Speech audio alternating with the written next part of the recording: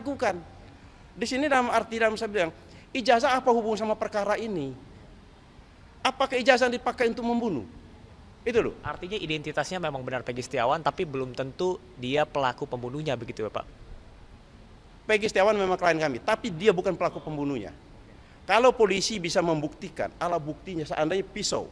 Pisau itu ada atau samurai dan penyebab kematian karena tusukan, hasil otopsi penyebab kematian ada karena tusukan.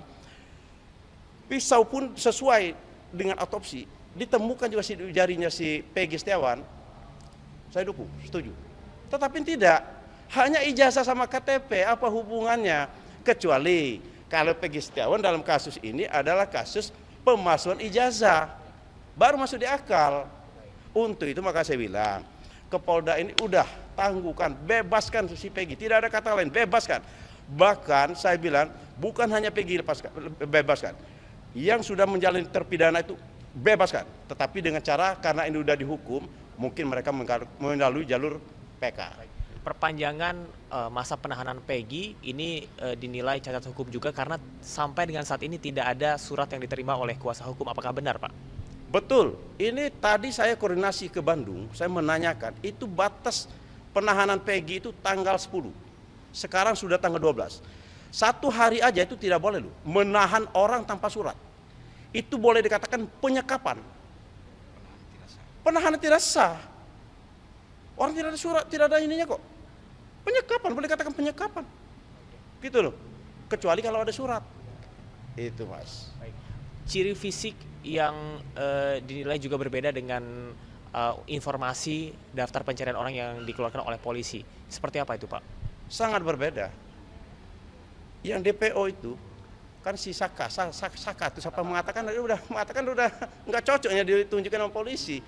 Rambutnya ikal, ada tindik di sini, kan itu loh. Udah berbeda banget, sudah beda banget. Baik. Anda tadi juga sempat menyampaikan bahwasanya ada 2 nama DPO yang akhirnya dihilangkan karena fiktif. Dan itu artinya apakah selama ini proses yang dilakukan fiktif juga, Pak? Ini makanya saya ucapkan terima kasih ke Polda Jawa Barat. Dia berani mengakui dengan kesatria mengatakan 2 orang itu fiktif. Kalau 2 orang fiktif, perkara ini terjadi Mas. Perkara ini terjadi awalnya dari orang fiktif itu, si Andi. Si Andi ini menurut keterangan dari putusan pengadilan loh, saya membaca putusan pengadilan. Pada malam tanggal 27 Agustus 2016, kelompok ini meminum minuman keras di depan SMP 11. Si Andi yang fiktif ini bercerita ke kelompok ini kalau dia mempunyai masalah sama geng motor ekstasi. Tahu-tahu korban lewat, nggak begitu lama, dikejar, ketangkap, di lahan kosong digebukin, meninggal. Si Andi ya, ingat Andi ya, dari Andi awalnya. Informasi dasarnya justru hilang begitu. Dari Andi, tapi Andi kata polisi fiktif, berarti perkara ini fiktif. Tetapi ku bilang, kasihan sama orang-orang yang dihukum benaran. Fiktif tetapi dihukum benaran, gitu loh. Makanya saya mau berjuang ini Mas, Saya terus terang saja Mas, saya bilang, saya memang ingin menegakkan keadilan aja di sini Mas. Saya kasihan aja. Kasihan ngelihat kasus ini perkara ini. Makanya kita sama-sama kita benahi hukum di Indonesia. Baik. Artinya alat pendukung ataupun alat bukti yang selama ini dikeluarkan ini kurang cukup kuat untuk bisa menjerat para pelaku yang saat ini sudah menjadi tersangka. Terutama Peggy ya, saya katakan untuk Peggy ya, Peggy Setiawan. Kalau saya mengatakan bukan kurang cukup kuat, tidak kuat, sama sekali tidak kuat untuk Peggy Setiawan. Itu aja menurut saya. Saat ini Peggy Setiawan juga telah menjalani tes psikologi dan nantinya akan ada tes lie detector. Apakah menurut Anda ini sudah langkah yang cukup tepat karena kuasa hukum Peggy yang lain menyatakan tidak setuju dengan hal tersebut? Saya terus saja, saya tidak sependapat. Apa hubungannya perkara ini? Polisi cari aja, aku bilang, alat bukti yang pendukung pembunuhan. Kasusnya pembunuhan kok. Bukan masalah psikologi kok. Apa hubungan sama psikologi kok? Tapi kalau memang polisi mau ya monggo silakan, tidak apa-apa, silakan, tidak jadi masalah. Silakan. Kita ikutin aja sebagai masih sebatas koridor yang benar. Baik. Salah satu yang sering dipermasalahkan adalah berkaitan dengan perubahan BAP yang terjadi dalam kasus ini. Tanggapan Anda seperti apa, Pak? Kalau saya mau perubahan BAP, mau bolak-balik, mau dibolak-balik di apa-apa, yang penting alat buktinya mana? Itu aja. Terserah mau bolak-balik nggak apa-apa. Yang penting alat bukti pendukungnya mana. Itu aja, Mas.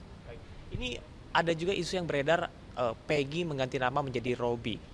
Apakah Anda bisa menjelaskan hal tersebut karena informasi terakhir Peggy dan Robi ini adalah adik kakak? Sebenarnya Maya, untuk nama ini saya bilang tidak ada hubungan sama perkara ini kok. Mau ganti nama, mau apa. Yang jelas satu saya bilang, karena kasus pembunuhan, buktikan mana alat bukti dia membunuh. Itu aja kok. Nggak ada hubungan sama ganti nama, sama ijazah, tidak ada. Dan Robi itu kebetulan adiknya yang saya tahu. Itu aja.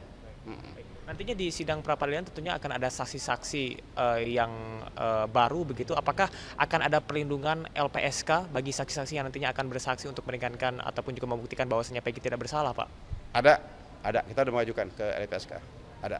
Baik. Apakah bisa disebutkan atau masih belum bisa di-share kepada media? Oh, belum bisa.